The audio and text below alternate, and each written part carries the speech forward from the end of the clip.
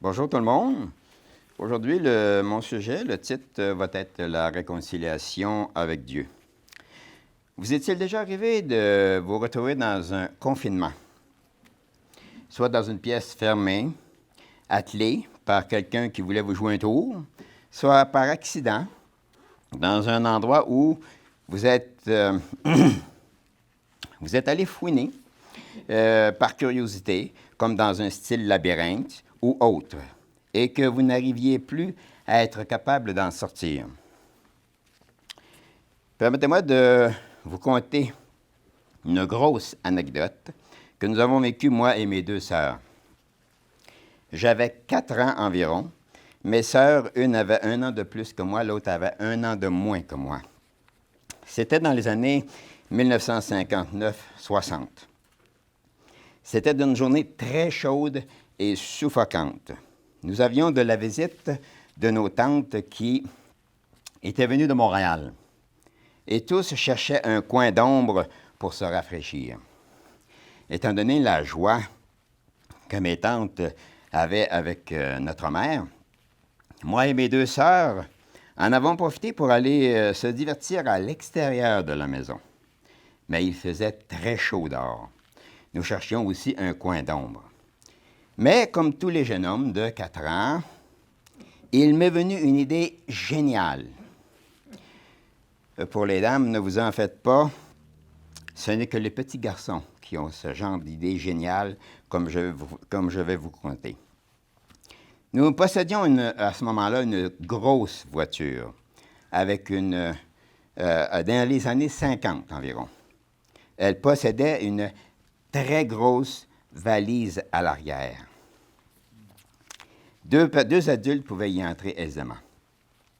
L'idée géniale était que nous allions entrer tous les trois dans la voiture, dans le coffre, refermer le coffre et se mettre à l'ombre et s'amuser dans le coffre. Et lorsque nous aurions terminé de nous amuser, nous n'aurions qu'à en sortir. Et ce moment est arrivé après un certain temps. Et tout en jouant dans le coffre, on s'est réchauffé. C'était normal, on jouait. Mais est arrivé le temps où nous voulions maintenant sortir. Et même si on ne jouait plus, la chaleur continuait d'augmenter. Alors, on a décidé juste de pousser le coffre pour l'ouvrir et sortir. Le problème, c'est que le coffre était barré. Je vous laisse imaginer quelle fut notre surprise de constater que nous étions embarrés et que la chaleur augmentait. Et naturellement, comme tous les enfants de notre âge, on a commencé à paniquer. Mes sœurs ont commencé à pleurer et on cognait avec ce que nous avions à la portée de la main sur le couvert de la valise pour qu'on puisse nous entendre et nous en sortir. Tout cela dans la noirceur totale. Personne n'est venu. Mes deux sœurs n'avaient plus de force et moi, je continuais à cogner et à crier. En fin de compte, notre mère nous cherchait et nous a ouvert le coffre. Nous étions tous les trois presque totalement déshydratés. Mais on a appris quelque chose ce jour-là. Ne plus embarquer dans les coffres d'auto.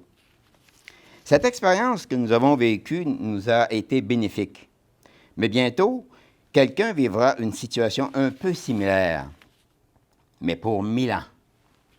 Et notre expérience que nous avons vécue par rapport à la sienne, son emprisonnement, la nôtre aura été constructive, alors que lui, il n'aura toujours rien compris, et pire encore, il ne voudra jamais comprendre. Il s'est isolé de la connaissance. Aujourd'hui, ce jour est pour lui. Ce jour représente un don de la réconciliation avec Dieu pour tous les êtres humains avec l'isolement de Satan. Le jour des expiations est un acte de réparation, être un avec Dieu. Nos décisions, nos erreurs, nos péchés, nos actions blessent Dieu et ça nous éloigne de Dieu. Allons à Genèse 6, s'il vous plaît, le verset 1. Genèse 6, le verset 1 à 3. Lorsque les hommes eurent commencé à se multiplier sur la face de la terre, et que les filles leur furent données, les fils de l'homme virent que les filles des hommes étaient belles, et ils en prirent pour femmes parmi toutes celles qu'ils choisirent. Verset 3. Alors l'Éternel dit, « Mon esprit ne restera pas à toujours dans l'homme, car l'homme n'est que chair, et ses jours seront de 120 ans. » Passons au verset 5. L'Éternel vit que la méchanceté des hommes était grande sur la terre, et que toutes les pensées de leur cœur se portaient chaque jour uniquement vers le mal. Verset 6. L'Éternel se repentit d'avoir fait l'homme sur la terre, et il fut affligé en son cœur. Verset 7. Et l'Éternel dit, « J'exterminerai de la face de la terre l'homme que j'ai créé, depuis l'homme jusqu'au bétail, aux reptiles et aux oiseaux du ciel, car je me repens de les avoir faits. » La relation avec Dieu en ce temps-là était affaiblie et même très détériorée. Dieu était déçu du comportement humain. Restaurer la relation avec Dieu nous réconcilie et nous donne l'espoir. Il ne faut jamais oublier que nous détenons toujours le libre choix entre les deux arbres, la vie et le bien, la mort et le mal. Allons à Deutéronome 30, s'il vous plaît.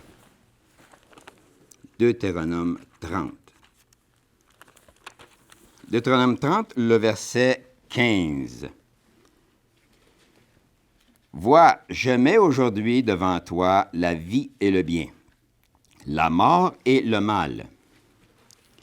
Mais Dieu veut que nous choisissions l'arbre de vie, qui sont l'observance de ses commandements. » Allez au verset 16. « Car je te prescris aujourd'hui d'aller, d'aimer l'Éternel, ton Dieu, de marcher dans ses voies et d'observer ses commandements, ses lois et ses ordonnances, afin que tu vives et que tu multiplies et que l'Éternel, ton Dieu, te bénisse dans le pays dont tu vas entrer en possession. » Aujourd'hui, les justifications et les tonnes de raisons pourquoi on désobéit ne font pas le poids devant la loi que Dieu a établie par lui-même, et cela pour notre bien. Satan utilise et utilisera toujours le même manège, la même procédure, le mensonge, le doute, mélangé avec un peu de vérité, et pour nous attraper dans le piège. Allons à Éphésiens 2, s'il vous plaît.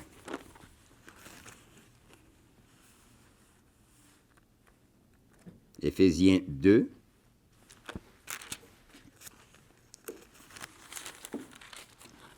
Le verset 1 et 2.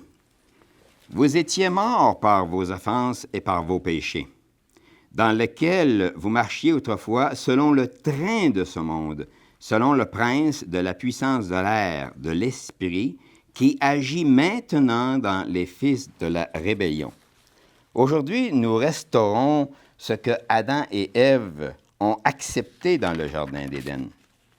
La soumission est un effort conscient à être humble pour redonner à Dieu en arrêtant de lui causer des blessures ce qui lui revient, notre obéissance.